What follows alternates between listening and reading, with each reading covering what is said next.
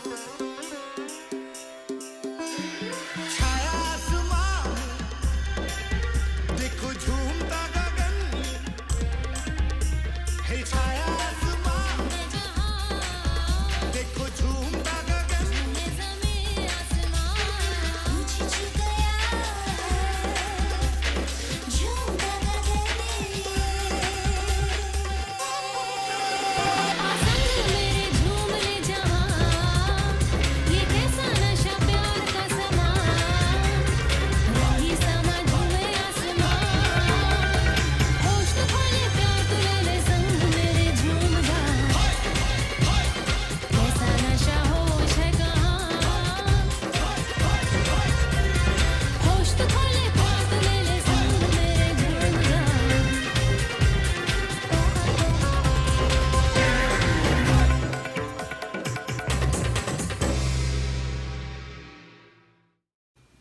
Hello, Counseling 1 students. I hope you're doing well. Welcome to week 3 of the semester. I hope you had a great weekend and that week 3 is amazing for you. In this week's readings, you will read a lot about the expectations educators have for students and also hard skills versus soft skills, and how the combination of the hard skills and the soft skills is what ultimately leads to success. What are hard skills? Hard skills are things we learn like reading, writing, math, essentially our learning skills.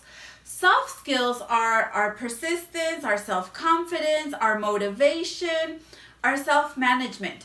For example, when we answer the phone, I hear a lot from employers in the community that they want us at Hartnell College to focus a lot on soft skills, so that when you go out into the workforce and you're in a company, you answer the phone, individuals don't answer just in a very abrupt manner. Rather, a soft skill is hello, my name is and thank you for calling so and so business, how can I help you? That would be a soft skill. So soft skills are what we would consider politeness, being respectful, being attentive. Sometimes as an academic counselor, when I'm in my job as an academic counselor and I call students, sometimes their voice messages are like that funny prank that, hello, hi, oh, I'm not available, leave your message, and then they they hang up. And that's just their voice message. And in reality, that might be good for their friends, their family members to call them. But when you give out your phone number to a professional company or, a potential employer, that is something you want to think about. Is this greeting welcoming? Will this be appropriate for my employer to hear? What will be the reaction when I have my answering machine that says, hi, I'm sorry, I'm not available. Leave a message. I'll call you back later. People are taken back, because I know I'm taken back, like, okay, so never mind. And sometimes I just hang up without leaving a voice message because I was already thinking that I was talking to the person. In the reading as well, we go over what we had talked about last week, surface culture versus deep culture. And I want to give you an example of why this is so important, the deep level culture. Yes, we know many of you are in your first semester, some of you are parents. As I've been reading about how the pandemic has affected many of you, most of you have found a lot of silver linings, and amongst them have been, spending more time with your family, reconnecting, getting to know each other at a deeper level. Because, we usually before the pandemic, we're all so busy, get home, do this, do that, do our extracurricular activities, go to work. If you're a parent, take care of the kids, help them in their homework, their extracurricular activities. And a lot of the times I would read that before the pandemic, everyone was just kind of in out of their home doing their own things, whereas now, because we have to still shelter in place, individuals are home. There's more getting to know each other in ways that you didn't know each other before. So that's, I think, a great thing, and thank you to everyone for sharing your experiences. The journal for last week was about what are some of the actions that successful college students take, and what actions do you commit to? And the reason why I really like this question is because a lot of the times students see other students that are successful, that have really good grades, and they're like, I wonder what they're doing. And a lot of the times is that the reality is that they're doing things we already know we should be doing, like talking to our professors. A lot of the times when students don't show up to class, I know right now in the virtual environment, but eventually one day we'll go back, students would not show up to class, they wouldn't send an email, nothing. And I would tell students, this is like if you were in your job. If you don't show up to your job, you have to let your employer know that, you were out, you have to miss that day of work due to a personal emergency. You don't have to go and explain every little detail, but you do have to let them know that you won't be going in. The same for your classes. If this is what you're doing full time, then maybe it is important that you let your employer know or your instructor know that you won't be able to make it, so that way they're not wondering what's going on, what's going on here. Letting your employer or your instructor when you're in school know that you will not be able to make it is a manner of showing respect, that you respect their time, letting them know that you won't be there. Or if you have to leave early, letting them know via email, oh, I have to leave early, please excuse me, and I will be here next class, or I will attend your office hours to make up any time, or I will connect with a classmate to let him or her catch me up on what it is that I missed. Those are things that we maybe know, or we have heard other students that they are successful, that they engage in that type of behavior, talking to their instructors, getting to know their instructors, not just as a student, but beyond that. I have to go to work. Oh, okay, now I know that my student works. My daughter, I have to go and take care of my daughter. Oh, okay, I know that my student is also a parent. All of these things help your instructor not only get to know you at a deeper level, but also in the future if you want a recommendation.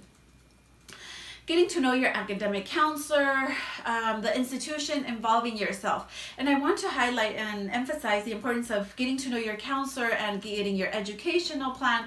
That is so important. As I've been working this past week as an academic counselor, I've met a lot of students and they're like, oh, I don't need to see a counselor because I already did my own educational plan. Because now you have the opportunity, if you go to the hartnell.edu website under student, there's student ed planner self-serve, and you can do your educational plan out your classes. But we always caution students, that's great. The more knowledge you have, the more power to you. But you always want to consult with a counselor just to be on the safe side. And I want to be on the safe side. And I want to share a small story with you about my time when I was an undergraduate at UC Berkeley. So right after I graduated from high school, I attended UC Berkeley. I didn't attend a community college because I went I completed my freshman, sophomore, junior, and senior year at UC Berkeley. I would just go on the website. In the beginning, I didn't know what I wanted to major, but then I said, okay, I want to major in political science and Spanish. And the website is very clear, like just if you check out the Hartnell website, the catalog for the 2020-2021 academic year, and you look at your major, it will say these are the required classes, recommended, and then your general ed, for the most part. And that's the same for UC Berkeley. These are the required courses. You need pick 2 from this area, two from this other area. And that's what I would do. So all along, freshman, sophomore, junior year, I would just go from each section. Okay, I've taken this, I've taken one from here. So in essentially I was being my own academic counselor and doing my own educational plan. Well, come senior year, I would tell my parents, oh, I'm graduating this year. I'm going to walk in May, and I'm going to participate in the Chicano Latino graduation, and then also, I want you to be there and walk on stage with me and everything. So before that, just like at Hartnell, you have to meet with a counselor and petition to graduate. So before I petitioned to graduate, I scheduled an appointment with a counselor. And before that, days before I had my appointment with my counselor, I would have sleepless nights. I would have nightmares. I would have thoughts going through my mind. What if I miss something? And here I am telling my parents and everyone, oh, I'm graduating this year. I'll be graduating this May. This is my graduation year, and everything. And everyone is so happy, especially my parents, my husband. He was my boyfriend at that time. everyone expecting me to graduate in May. And during that time, I had been hearing stories of students that, missed a class, missed a requirement, and they had to stay another semester, another year. And I thought, oh my gosh, what if that is my situation? What if that is what's going to happen to me, that I missed something?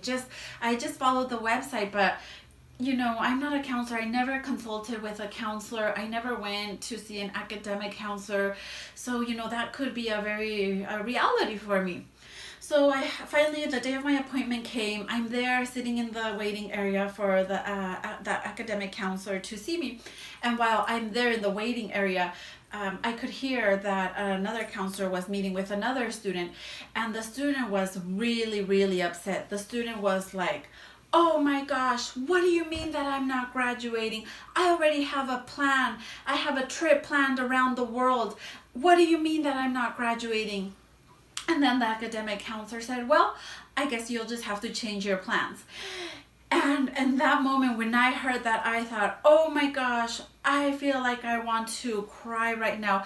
Oh my gosh, maybe that's like a deja vu, that's going to be me, like thinking that I'm already done. Here I am. I've told everyone, I'm graduating. This is my senior year. I'll be walking in May. And maybe I missed something. So finally, I had my appointment, and thank God, glory be to God, I was cleared. I was fortunate that I didn't miss a requirement, as I had followed it very thoroughly. But I share my experience so that you don't have to go through that. There is no reason why you should have sleepless nights, anxiety, extreme worrying, thinking the worst, when you could consult with a counselor once a semester, twice a semester, however often you feel, to develop your educational plan, to make sure you're on the right track, that you're on the right path to achieve ultimately the goal that you have in mind for yourself. Everyone has a different goal. So whatever that goal may be for you, please reach out to myself, because like I said, I'm also an academic counselor. We have a lot of wonderful counselors here at Hartnell College, so please feel free to reach out to us.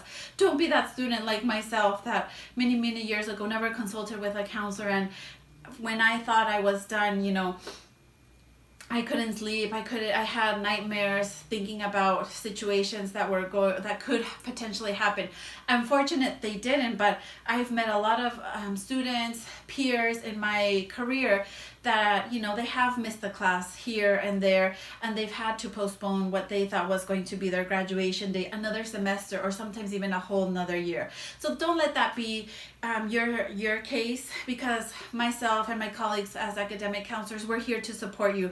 Just make sure you schedule your appointment, and we're here to help guide you through that process. So never feel like you're in this alone. We're here for you, and we're here to make sure that you are successful and achieve your ultimate goals.